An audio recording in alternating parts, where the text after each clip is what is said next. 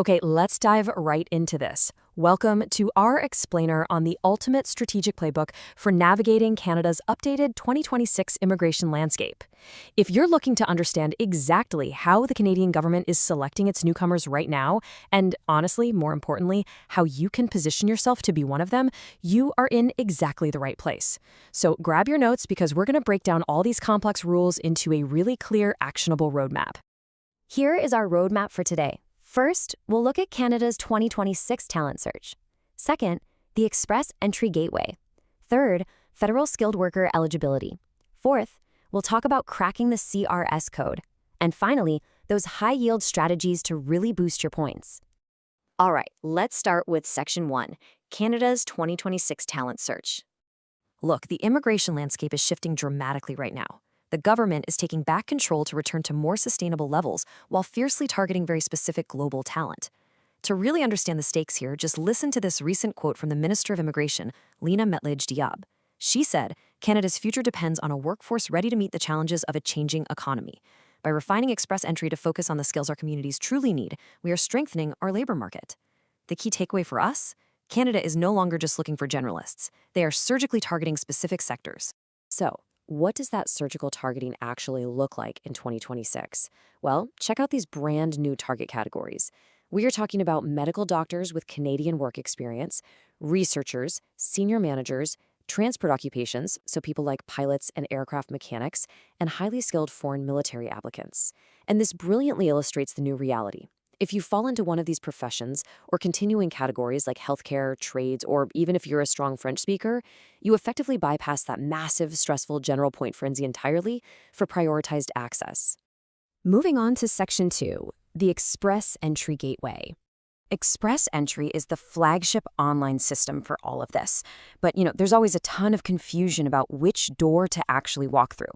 The biggest mix-up we see is usually between the Federal Skilled Worker Program, the FSW, and the Canadian Experience Class, or CEC. Let's clear this up right now. FSW is primarily for applicants sitting outside of Canada. It doesn't require a job offer, but you do need to show proof of settlement funds. CEC, on the other hand, is for people already inside Canada who have Canadian work experience, and they're entirely exempt from proving funds. So for most of you watching from overseas, FSW is your gateway. The application journey itself is actually wonderfully chronological and clean. Step 1, gather your documents. That's your language tests, credential assessments, and proof of funds. Step 2, create your online Express Entry profile, which officially drops you into the candidate pool. Step 3, if your score is high enough, you receive an ITA, an invitation to apply. And Step 4, you submit your complete application for permanent residence within 60 days. It's super simple in theory, but as you'll see, highly competitive in practice. Let's jump into Section 3, Federal Skilled Worker Eligibility. Think of this phase as the mandatory entry fee. You have to pass this before you are even allowed to play the real points game. Keep the number 67 in your head. Out of 100 possible points on the initial FSW selection grid, you absolutely must score at least a 67. This grid looks at your age, your education, language, and work experience. If you score a 66, you don't even get into the pool. Period. It is the absolute minimum threshold just to get your foot in the door. Now, to actually reach that 67, you need to hit some hard minimums.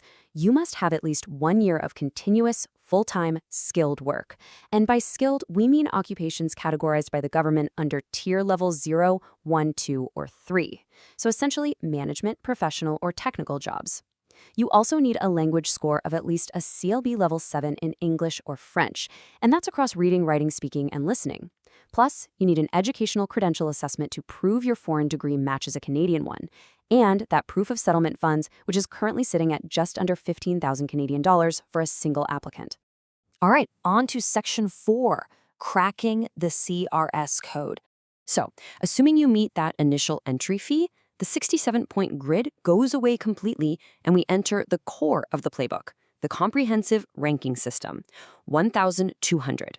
That is the absolute maximum CRS score a candidate can achieve.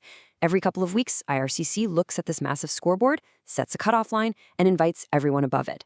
So your only job right now is to push your score as close to that cutoff as humanly possible. Now, what's really fascinating here is how your maximum points shift based on your relationship status. Your total score comes from 4 buckets. If you apply without a spouse, your core human capital factors can earn up to 500 points. But if you apply with a spouse, that core cap drops down to 460, and 40 points are shifted over to your partner's profile to grade their education, language, and work experience.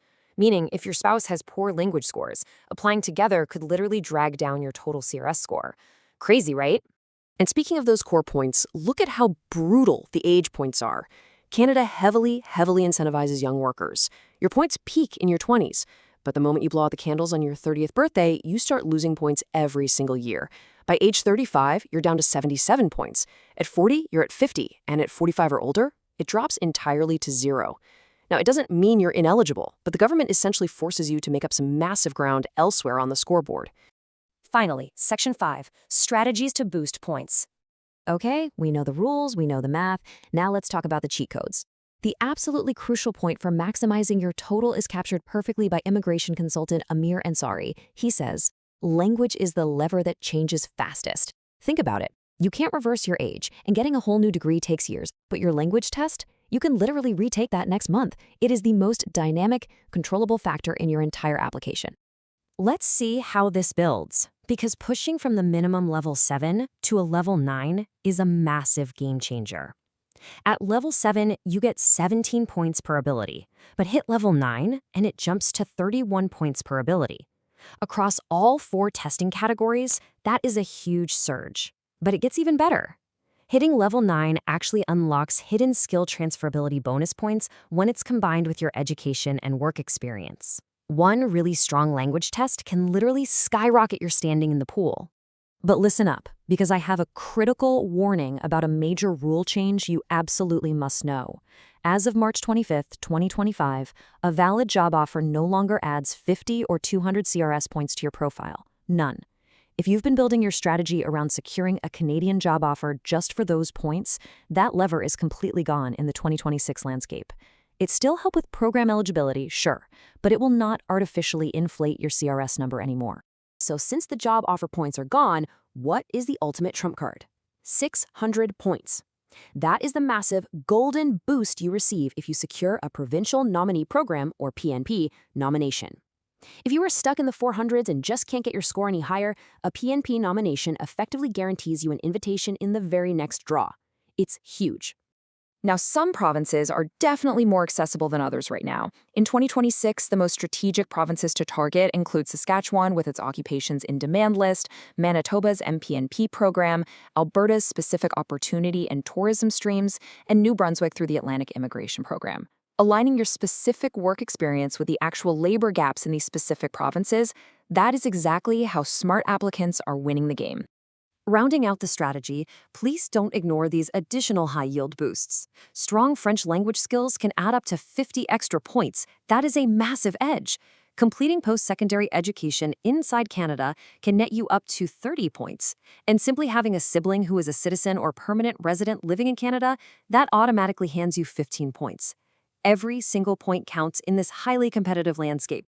Which leaves us with the ultimate question. What is your strategy to hit the 2026 cutoff? We've laid out the roadmap, we've looked at the math, and we've explored the high-yield levers you can pull. But remember that quote from the very beginning. Canada is looking for specific skills to solve specific economic challenges. The era of the generalist immigrant is closing. The era of the targeted specialist is here. Are you simply hoping your points are high enough? Or are you actively positioning yourself as the exact talent Canada literally can't afford to turn away? Take a hard look at your profile, find your edge, and make your move.